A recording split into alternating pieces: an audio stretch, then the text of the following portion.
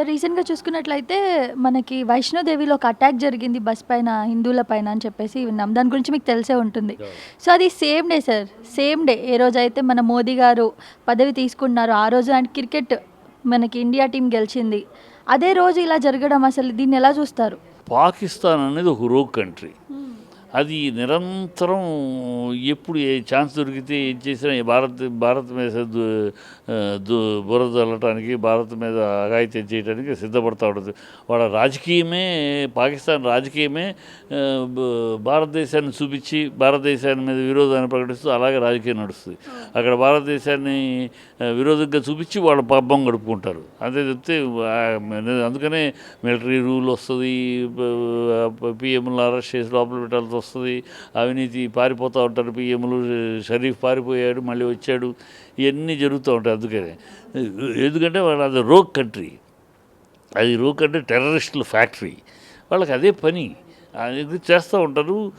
ఇవాళ ఇక్కడ శుభమాన బ్రహ్మాండంగా జరుగుతుంటే కావాలని అక్కడ అటాక్, అది కూడా టార్గెట్ హిందూ పిల్గ్రిమ్స్ వెళ్తూ ఉంటే దాన్ని టార్గెట్ చేయటం అంటే మనం రిటాలియేట్ చేస్తే దాన్ని అడ్వాంటేజ్గా తీసుకుని ఏదో చేయాలని రిటాలియేట్ చేస్తాం. మనకు కొట్టి ఇప్పటికి చాలాసార్లు దెబ్బలు తిన్నా రోగ్ కంట్రీ కనుక వాళ్ళకి బుద్ధి రాదు.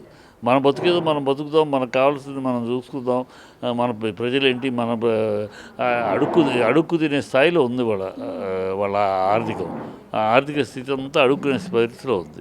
మన ఈ పరిస్థితి నుంచి మన ప్రజలు పైకి తీసుకెళ్ళాలి, ముందుకు తీసుకెళ్ళాలి. ఒక పక్క భారతదేశంలోనేమో ఒక్కొక్కళ్ళు ఇతర దేశాలకు వెళ్ళి సీఈఓలు అవుతున్నారు, ఇక్కడేమో మన వాళ్ళు టెర్రరిస్టులు అవుతున్నారు. ఇది చూసుకోవాలి వాళ్ళు. అదే బుద్ధి లేదు చేస్తారు. ఈ సమయంలో అది జరగటం ఆపలేరు. ఆ సమయంలో క్రికెట్ మ్యాచ్ జరుగుతుంది, ఆపలేరు. సగంలో ఉండగా ఇన్ఫర్మేషన్ తెలిసింది, గబుక్కుని క్రికెట్ పాకిస్తాన్తో ఆడతారు. పాకిస్తాన్ ఎంత దౌర్భాగ్యం అంటే ఇక్కడేమో మనతో క్రికెట్ ఆడతారు, అక్కడేమో మన ప్రజల్ని బాంబులు వేసి అల్లరి చేస్తారు. ఈ చిల్లర వీళ్ళకి సరైన గుణపాఠం ఇప్పుడు రాబోయే కాలంలో ఇంకా గుణపాఠం నోరెత్తకుండా, ఈ గతంలోనే ఈ 10 ఏళ్లలోనే వాళ్ళ నోరు చాలా మూతపడిపోయింది. పాకిస్తాన్ నోరు మూతపోయింది, కాశ్మీర్లో రాళ్ళు విసిరే దుర్మార్గాలు పోయినాయి, 370 ఆర్టికల్ తీసినాక వాళ్ళ టెర్రరిస్ట్ యాక్టివిటీస్ చాలా తగ్గినాయి. ఇంకా కొంచెం తోక ఆడిస్తున్నారు. ఈ తోకను కూడా కట్ చేస్తాడు మోడీ డెఫినెట్గా. వాళ్ళు రాబోయే కాలంలో ఈ చేసి వాళ్ళ మీద నెత్తి మీదకి తెచ్చుకుంటున్నారు కుంపటిని. అది తెలుసుకోవాలి పాకిస్తాన్. చాలా దౌర్భాగ్య దేశం అది. ఆ దేశం మన పక్క దేశంగా ఉంటాం, మన దురదృష్టం తప్పితే అది దుర్మార్గమైన దేశం, నీతి లేని దేశం, టెర్రరిస్టు ఫ్యాక్టరీ దేశం, అది రోగ్ కంట్రీ. అది వాళ్ళు అలాగే బిహేవ్ చేస్తారు.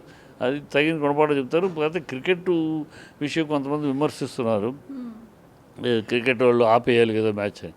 అది టక్కన అలా చేయలేరు కదా. ఇంటర్నేషనల్ ఆపేస్తే అనేక పెనాల్టీలు కట్టాలి, ఫైన్లు కట్టాలి, ఐసీసీకి వాళ్ళు అనేక ఉంటాయి. సో ఇవన్నీ అంగీకరించేసేది. అందుకని వాళ్ళతోటి ఆడడం బయట గడ్డల మీద తప్పితే భారతదేశంలో కానీ ఇక్కడ భారతదేశంలో ఆడతాం, పాకిస్తాన్కి మేము రాము అని మనం కండిషన్ పెట్టి అందుకని యూఎస్లో కనుక ఆడుతున్నాం.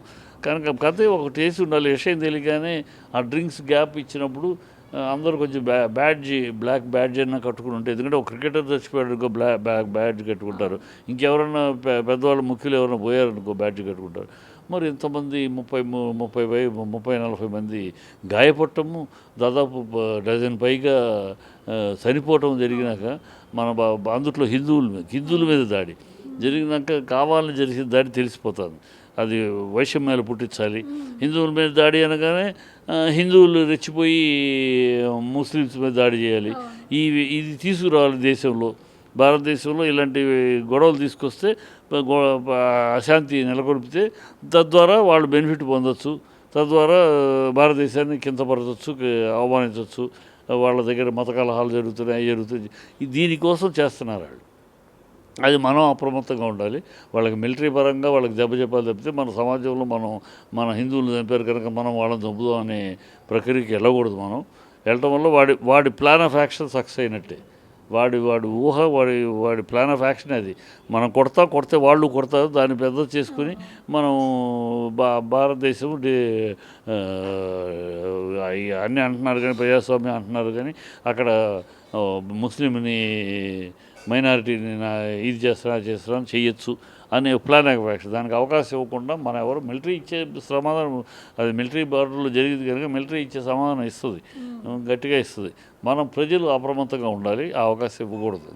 ఇప్పుడు సార్ ఎవరైతే చనిపోయారో మరి వాళ్ళ ఫ్యామిలీస్కి ఏమైనా చేస్తారు, ఖచ్చితంగా ప్రభుత్వం చేస్తాం. చనిపోయిన వాళ్ళకు అందులో పిల్గ్రిమ్స్ వాళ్ళు పాపం ఖచ్చితంగా చనిపోయిన వాళ్ళకి కుటుంబానికి ఎత్తానికి అందులో కొంతమంది ఉద్యోగాలు ఇప్పించడం చేస్తారు. డెఫినెట్గా అవన్నీ చేస్తారు, ప్రభుత్వం చేయకుండా ఉండదు, చేస్తారు.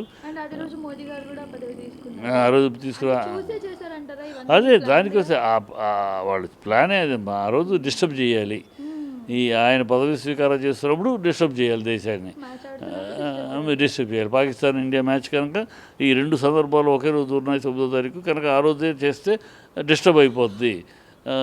పాకిస్తాన్ తోటి ఇండియా ఆడకుండా మానేస్తే అది గొడవ అవుద్ది, ఇంటర్నేషనల్గా గొడవ అవుద్ది, ఇంటర్నేషనల్గా ఐసీసీ తోటి సమస్య వస్తుంది. ఇవన్నీ దృష్టిలో పెట్టుకుని ప్లాన్ చేశారు. వాళ్ళ ప్లాను సక్సెస్ అవ్వకుండా మనం జాగ్రత్త పడాలి. సబ్స్క్రైబ్ చేయండి. Please do subscribe to Please like, share and subscribe to top Telugu TV. Top Telugu TV. Top Telugu TV.